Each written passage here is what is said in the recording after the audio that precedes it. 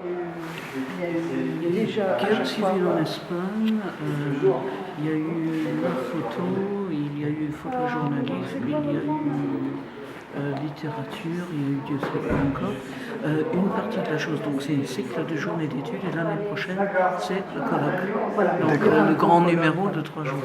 Et une partie du deal est toujours d'avoir aussi des soirées grand public où les gens peuvent venir, donc participer avec nous à quelque chose et voir ce qu'on fait.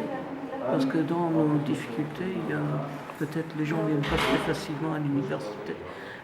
Mais là, bon, on invite, on souhaite voir des gens de l'extérieur. Ça explique des manifestations comme ce soir où on demande à l'expert dans la chose de faire les commentaires. Mais ça explique aussi l'exposition à la BU. C'est la deuxième qu'on fait avec la bibliothèque universitaire. On essaye toujours de faire quelque chose. Des tables rondes et ainsi de suite pour tout le monde.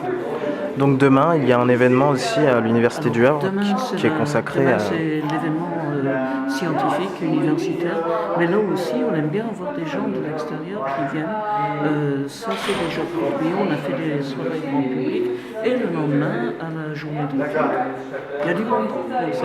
Ça, pour nous, c'est super. Le problème de la matinée demain, c'est qu'un certain nombre des communications seront en anglais, parce qu'on a aussi des collègues anglais qui sont venus et l'après-midi aussi. Mais par contre, lors de l'atelier jeux vidéo, les intervenants parlent français, d'où le fait que ça permet une plus grande ouverture sur la ville.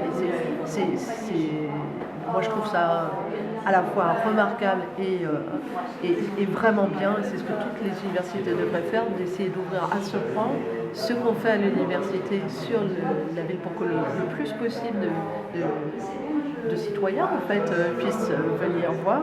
L'université, c'est un grand service public et ça, on est extrêmement attachés.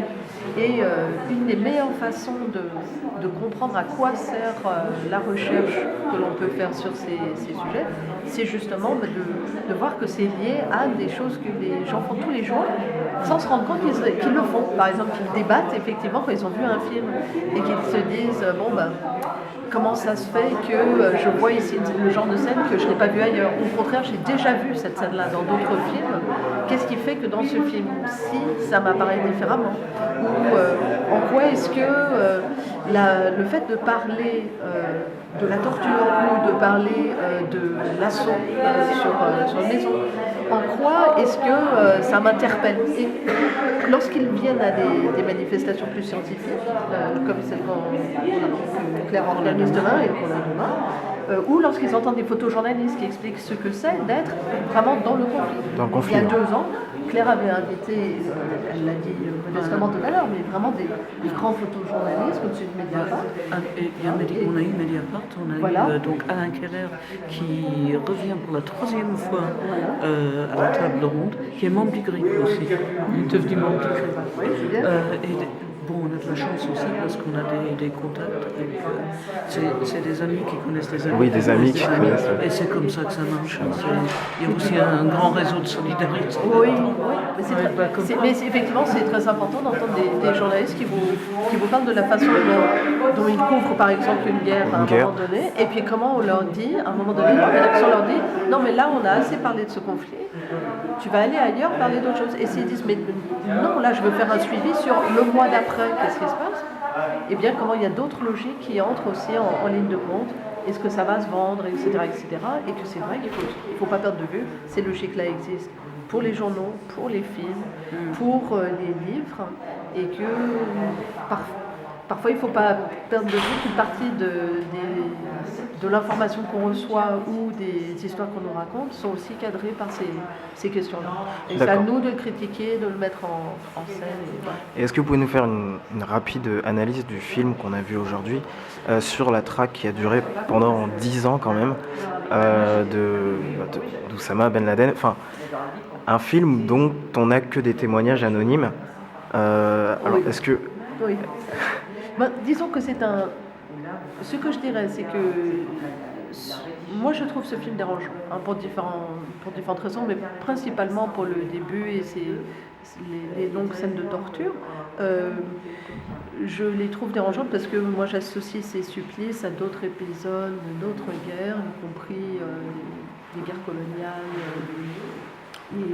voilà, ce sont des supplices. Le waterboarding, c'est le supplice de la baignoire. Hein, c'est ce qui a été pratiqué. Non, je vous en prie. Donc, l'idée de faire un grand film épique sur la traque de Ben Laden, évidemment, c'est une idée qui peut parfaitement se comprendre d'un point de vue américain, soit dans l'idée d'exalter ce moment de la guerre, au terrorisme, soit au contraire de remettre en perspective avec une certaine distance tous les moyens qui ont été utilisés, peut-être pour arriver aussi à la conclusion. La dernière image du film est assez ambiguë. Est-ce qu'il n'y a pas aussi cette idée que finalement tout était focalisé sur un seul homme et ça s'arrête là? Et évidemment, une des questions qui se pose aussi pour nous, c'est tous les attentats s'arrêtent-ils pour toujours avec la mort de Ben Laden? Est-ce que c'est une... Vous voyez ce que je veux dire? Ce que le film nous présente comme une chaîne de causalité qu'en quelque sorte, c'est comme si l'ennemi avait été vaincu et que maintenant on tourne. Et donc c'est fini, il faut passer à autre chose. Voilà, seuls nous pourrons le savoir. Parce que effectivement, le film donne un peu cette impression-là, hein, qu'on décolle pour autre chose. Ce que je trouve moi d'assez puissant, c'est l'utilisation, et un certain nombre des films de guerre récents ont fait ça, l'utilisation de ce que j'appellerais les temps morts, les temps très très longs aussi, qu'ils accumulent des réunions, des documents, des piles et des piles de dossiers à chaque fois à traiter, et qu'il ne se passe rien. Voilà, cette idée d'un temps très long. Ou par exemple la scène où les deux femmes attendent au restaurant leur copain qui n'arrive pas, qui est au checkpoint. Voilà. Et ce moment de l'attente, mais on s'y est tellement habitué que c'est devenu la norme. Et à ce moment-là, il y a l'explosion. Une détonation. Etc. Voilà, la détonation, l'attentat en fait. Et cette alternance-là dans le film entre ce que j'appellerais le moment long et l'adrénaline, ça reflète justement ce temps de la traque. C'est-à-dire que c'est à l'échelle d'une vie, 10 ans, c'est horriblement long.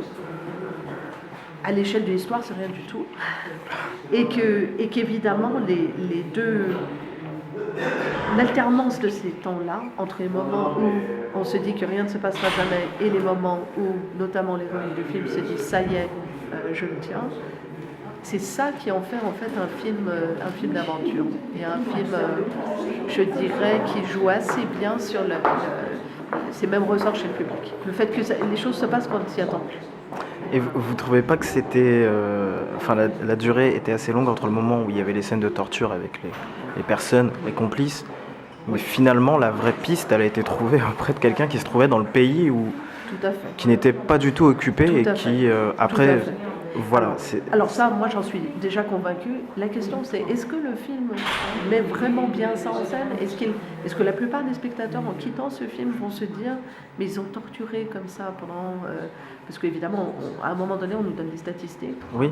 L'un des tortionnaires dit qu'il a torturé plus de 100 personnes, hein, de la façon abominable que l'on voit. À un moment, on voit l'héroïne regarder plusieurs vidéos très vite et on comprend que dans chacun des cas, les différents détenus ont été comme ça, sont mis à des coups, à toutes sortes de supplices avénois, etc. Même en France, à un moment apparemment. Voilà. Et on voit, ou en Pologne, on voit bien, un peu partout, c'est partout dans le monde. Voilà. Donc, si les spectateurs sont attentifs à ça, c'est ce qu'ils verront. Que finalement, tout ça, c'était peut-être inutile, en plus d'être immoral. Très bien, je vous remercie.